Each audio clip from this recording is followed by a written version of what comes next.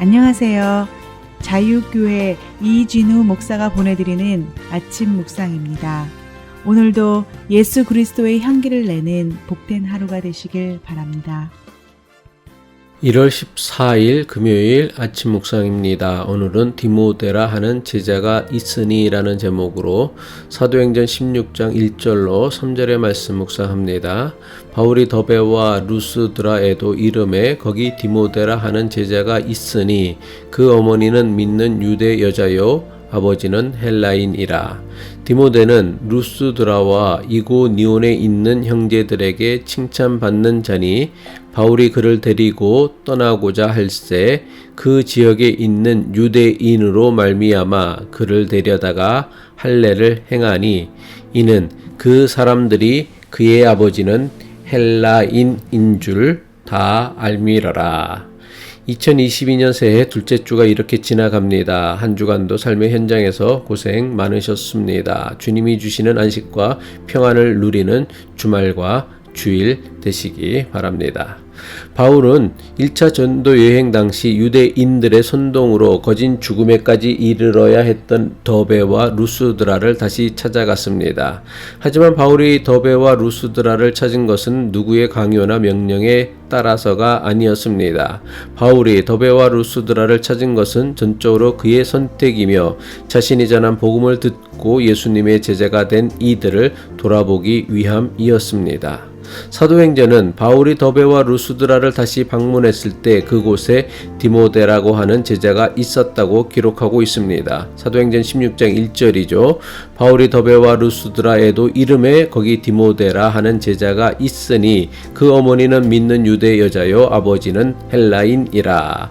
사도행전은 디모데에 관해 소개하기를 그의 어머니는 유대인이었지만 예수님을 믿는 사람이며 아버지는 헬라인이라고 했습니다. 아마도 디모데의 어머니와 디모데는 바울이 처음 루스드라를 찾았을 때 그가 전한 복음을 듣고 예수님의 제자가 되었던 사람들이었을 것입니다.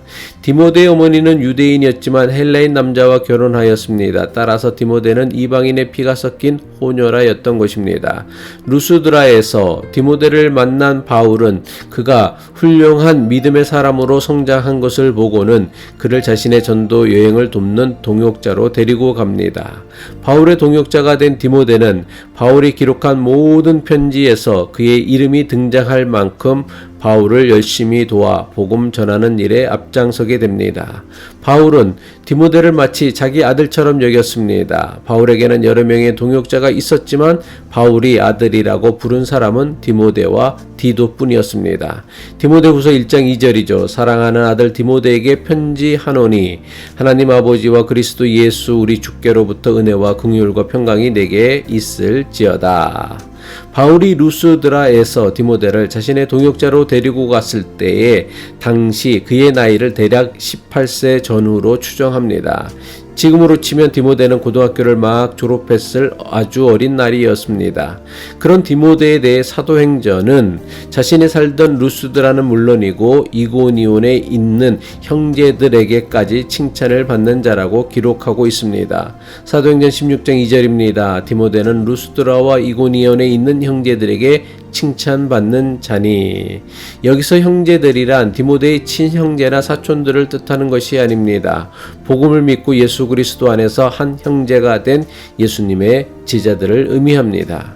디모데는 자신이 살던 루스드라의 제자들 뿐만 아니라 루스드라에서 무려 30마일이나 떨어진 이고니온의 제자들에게도 칭찬받는 제자였습니다. 칭찬받는 자라는 사도행전의 기록은 디모데가 한두 번 잘한 일이 있어서 칭찬을 받았다는 뜻이 아닙니다. 칭찬을 받는 자라는 사도행전의 기록은 그의 믿음이 다른 이들에게 본이 되어 루스드라의 제자들은 물론이고 이고니온의 제자들에게까지 칭찬받는 삶을 살았음을 의미합니다. 한마디로 디모데는 예수 그리스도의 제자로서 부끄럽지 않은 그야말로 신실한 삶을 살았던 사람이었습니다. 이런 디모데에게 복음을 전해준 사람은 다름 아닌 바울이었습니다. 그런데 자신과 어머니에게 복음을 전해준 바울이 루스드라에서 어떤 대우를 받았습니까? 유대인들의 모함과 선동으로 루스드라 사람들에게 돌에 맞아 거진 죽다 죽었다 살아나는 것을 디모데도 자신의 두 눈으로 보았을 것입니다.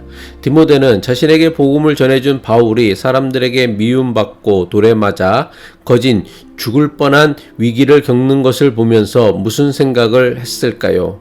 예수 그리스도를 믿으며 사는 것이 목숨을 걸어야 할 만큼 위험한 일이라는 것을 자신의 두 눈으로 직접 확인했을 것입니다. 하지만 이 모든 것을 직접 목격하고도 이미 예수님의 제자가 된 디모데의 믿음은 조금도 흔들리지 않았습니다. 오히려 시간이 갈수록 그의 믿음은 더욱 성숙해져 자신이 살던 루스드라는 물론이고 주변 이고니온의 제자들까지 칭찬하는 자로 자란 것입니다. 바울은 루스드라 방문을 마치고 그곳을 떠나며 디모데를 데려가기로 작심합니다. 그런데 이게 어떻게 된 일입니까? 바울이 그 지역의 유대인들과 함께 디모데에게 할례를 행한 것입니다.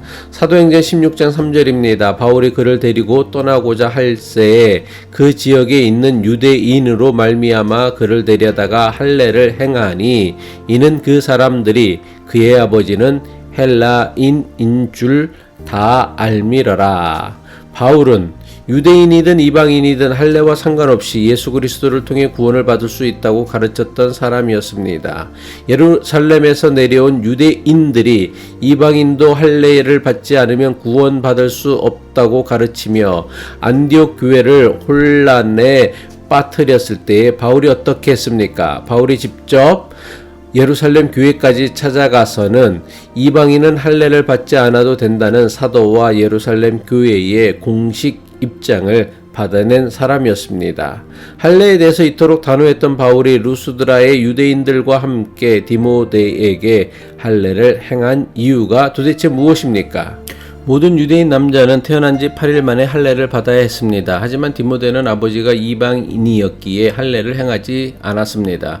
유대인 남자가 할례를 행하지 않았다면 유대인들은 그 사람을 유대인으로 인정하지 않았습니다. 바울이 굳이 그 지역 유대인들과 함께 디모데에게 할례를 행한 것은 그가 할례받은 유대인임을 확인시켜주기 위함입니다. 바울이 이렇게 한 이유는 디모데가 장차 유대인들에게 복음을 전하게 될 때에 할례를 받지 않았으면 유대인들에게 복음을 전하는 것이 어렵다고 여겼기 때문입니다. 바울은 예수 그리스도의 복음을 전하는 일에 방해가 되는 일이라면 이방인 할례를 강력하게 반대하였던 사람입니다. 하지만 동시에 유대인들에게 복음을 잘 전하기 위해선 디모데에게 할례를 행했던 것입니다. 바울은 예수 그리스도의 복음을 전하기 위해서라면 사람들의 오랜 종교 문화가 만들어낸 관습이나 교리에 대해선 대단히 유연한 태도를 보였습니다.